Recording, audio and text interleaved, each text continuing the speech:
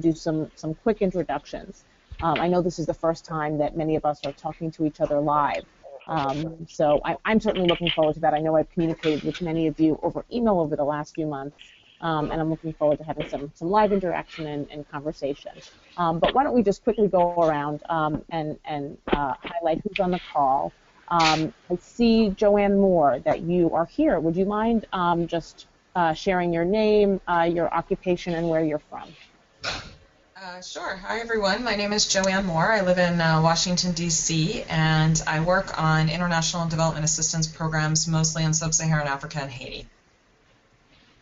Great. Thanks so much, Joanne. And how about you, Donna Rauscher? I see you're joining us as well. Hi, this is Donna Rauscher. I'm the Executive Director of the Samuel Rockets Foundation, based in New York City, and working mainly on projects that have to do with Jewish identity. Great. Thanks, Donna. And Juliet, go ahead. Hi, I'm Juliet Simmons. I'm based in London. I run a creative marketing consultancy called Piece of Cake, and I work with a number of foundations, including the World Foundation and J-Hub, which is an initiative of the Pears Foundation. Great. Thanks, Juliet. And Michael. Yes, hi, I'm Michael Cottle-Fagan. I'm Vice President of the Pew Charitable Trust in Washington, D.C. I oversee around 30 state and federal advocacy and research initiatives that we operate in the United States. Great. Thanks so much, Michael. Okay. There are also a few folks from our team here, both at the Genesis Prize Foundation and the Common Pool, the organization, LA-based organization that's helping us administer the competition.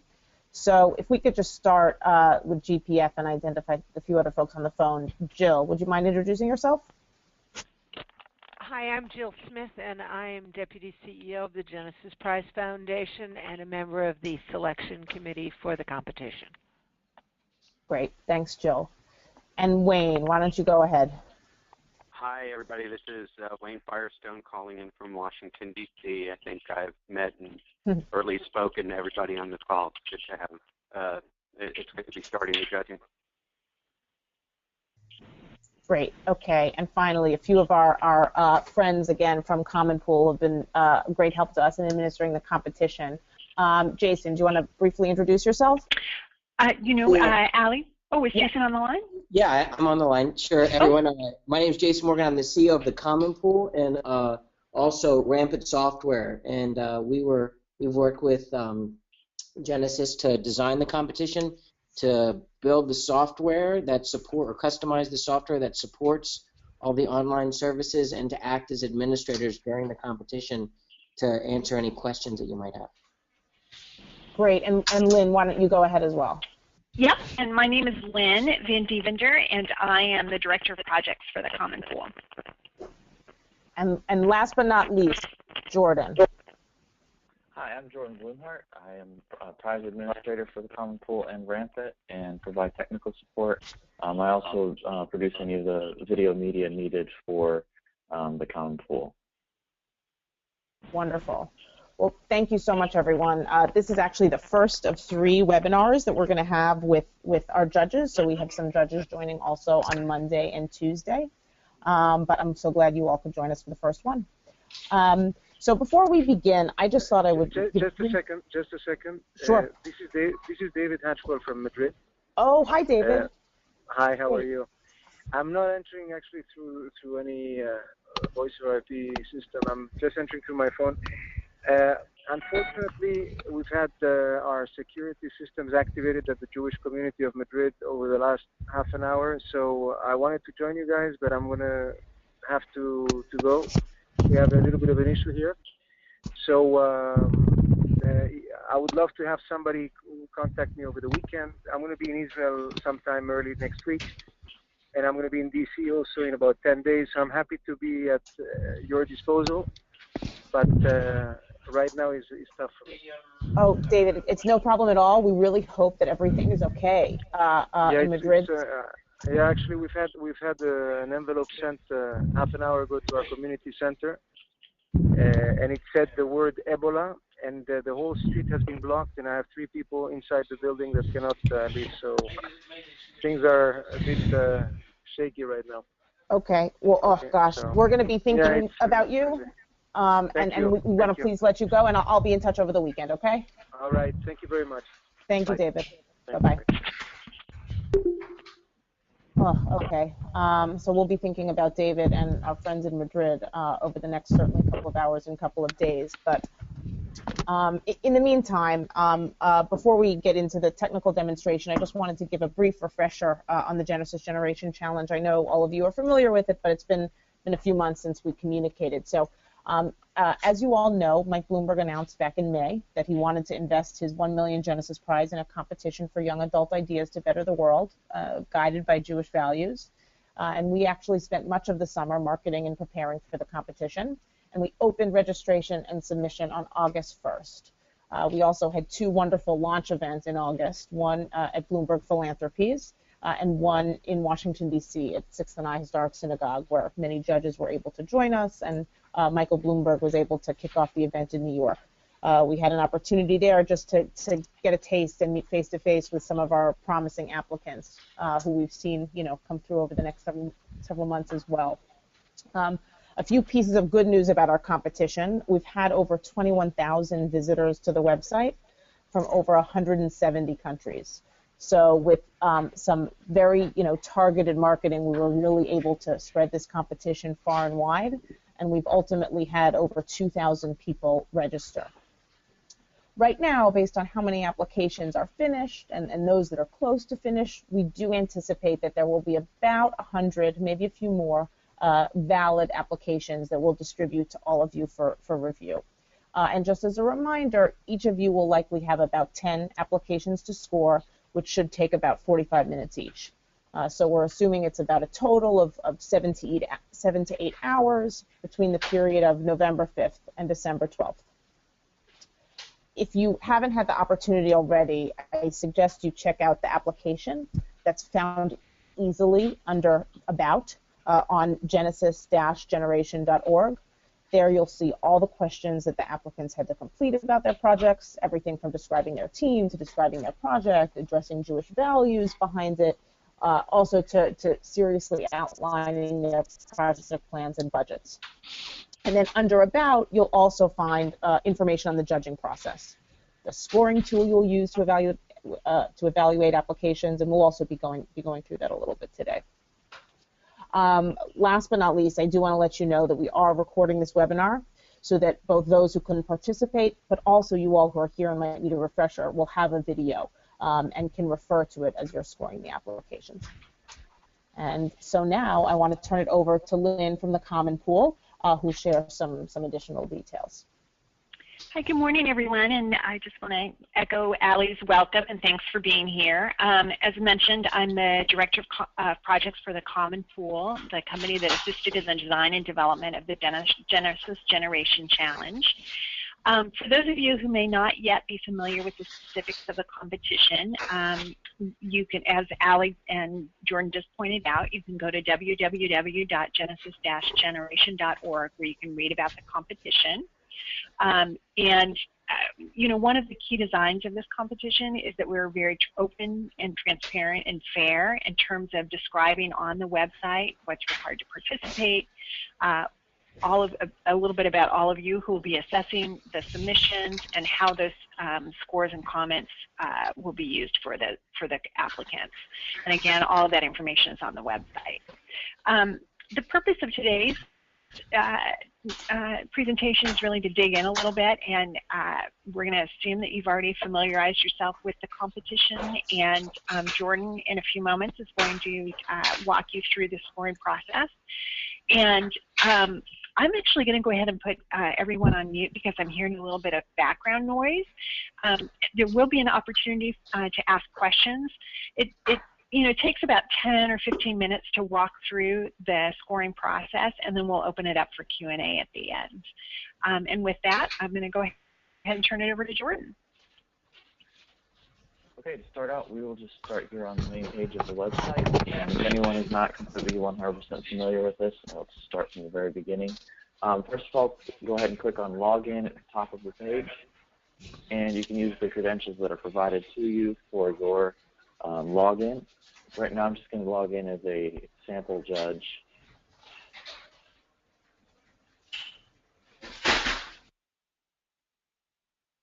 To demonstrate the judging process.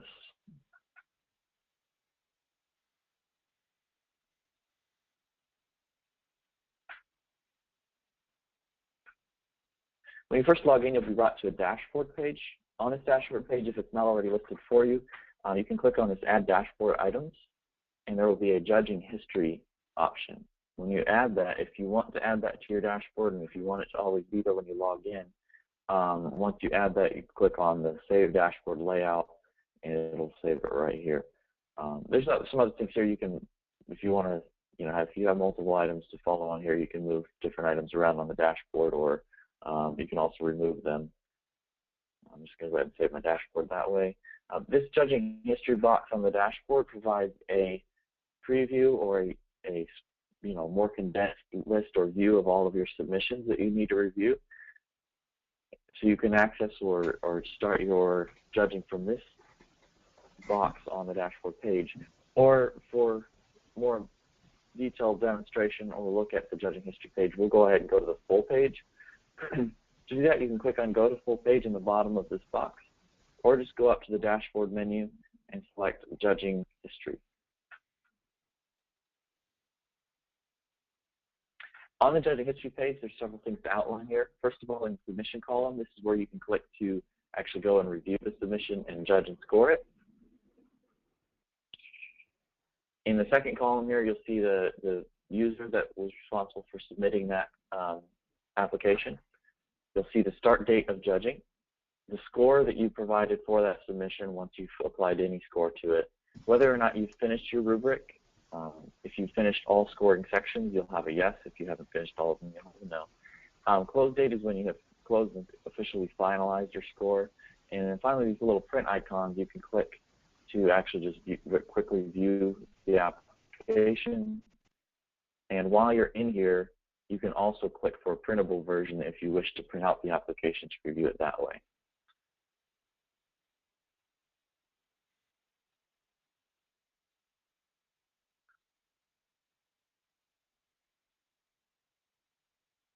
Go back here. Go back to the Judging History page. To begin scoring, go ahead and click Review next to the application that you want to review.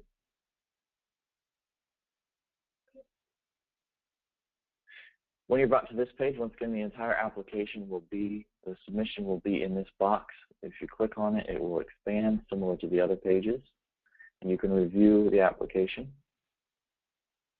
Once you've reviewed the application, you can begin scoring. I believe in here you have 4 different criterion you will score by, so there'll be 4 different sections. In the first criterion, and in all of the sections, will look exactly like this. In the first one, here we'll go ahead and start and read this black box at the top. We'll give you a little more instruction on how to score based on how collaborative the submission is. Once you've reviewed the submission and know what you want to apply for this, you can drag the bubble here to the appropriate score.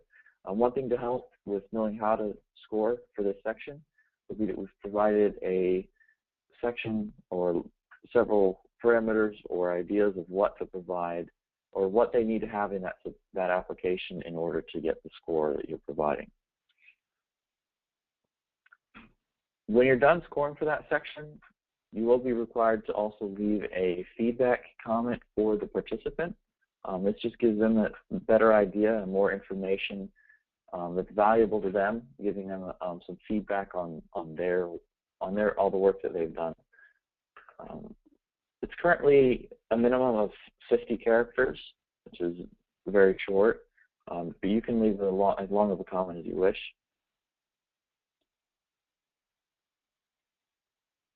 I'm going to go ahead and just fill this in so we can move on with a sample comment. Once you do that, you'll want to click Save in order to save that section. And then you'll want to click Next to go to the next scoring criterion. Once again, we'll follow the exact same process with every one of these scoring criterion.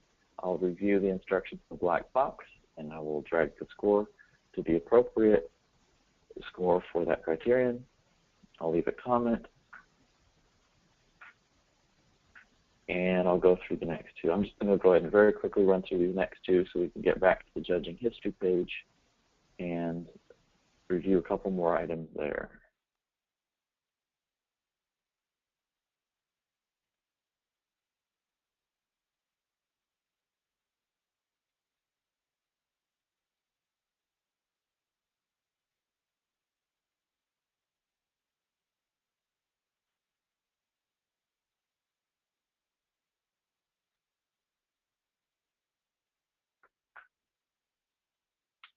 One other comment here is that if you ever do want to return to the judging history page or want to leave your scoring before it is finished, it will save the criterions that you have finished currently. And when you return to the page, you'll be brought back to the next judging criterion that you need to score. If at any point you do want to jump back to judging overview page or judging history page or overview page quickly, you can just click on the judging overview button right next to the save button. And this will load you back to the judging history page. On the judging history page, once you've completed all 4 criteria, you will be provided with a close now button. Also notice that your rubric has now come back to saying yes, you have finished the rubric. But this close now button, once you click close now, you completely and officially finalize your scores. In this sense, you will not be able to go back and make any changes or make any review on those particular scores or comments that you've provided. The one thing that you can do is go ahead and leave this and not click close now. Some judges may want to go ahead and score all of their submissions first. In case that they feel they were too strict or too heavy on some of them, or did not give enough input or enough critique, then you can actually go back and review all of them that you've done and see if there's any changes to be made. But you also do have the option to just say, okay, I'm just going to score one at a time and move on and not worry about them after that. So once you do that, if you click close now, it will finalize that score and it'll show you the date that you closed that submission. If at any time you do want to quickly review the scores you've provided on any submissions, you can actually just click on the score in that row, and it will pull up all the judging criterion and all of the scores and comments you provided for each section right here in the box. Finally, I think that's about it for the judging process. Yeah, I can't talk right now. I'm in the middle of a webinar. Can I call you back? Okay. The best thing to point, or the last thing to point out here for you is if you want to review this entire process or see this process over again, there will be a help video here on this page. All you have to do is click help at the top right of the page, and the video will be provided right in this box that appears. You can also see the closed caption or the text content of the video if you click show closed caption up here, and you can read through that if desired. I believe that concludes the review of the judging process, and I guess we'll turn the webinar over for any questions that you may have for the Common Pool or the Genesis Prize.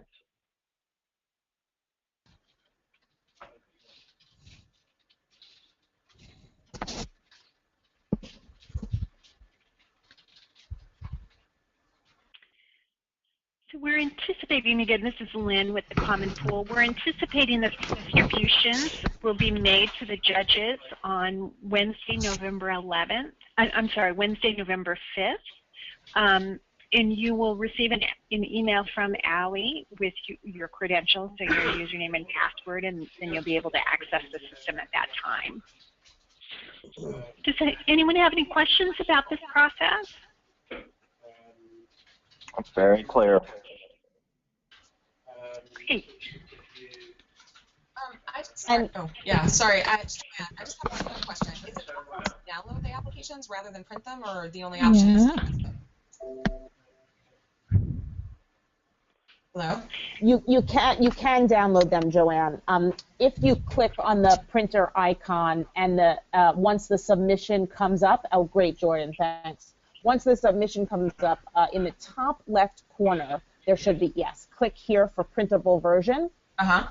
And then you can just print that to PDF, and then print that PDF off of your printer, your local printer.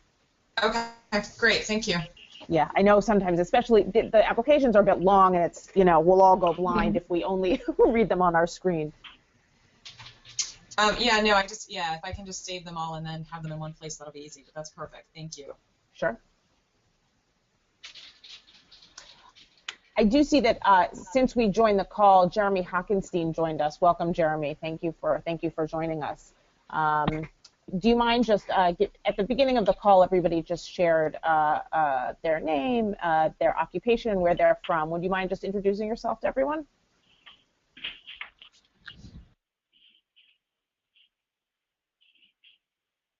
Okay, maybe Jeremy stepped away. Before we close out, other than Joanne's question, were there any more questions? Have you got your camera turned on?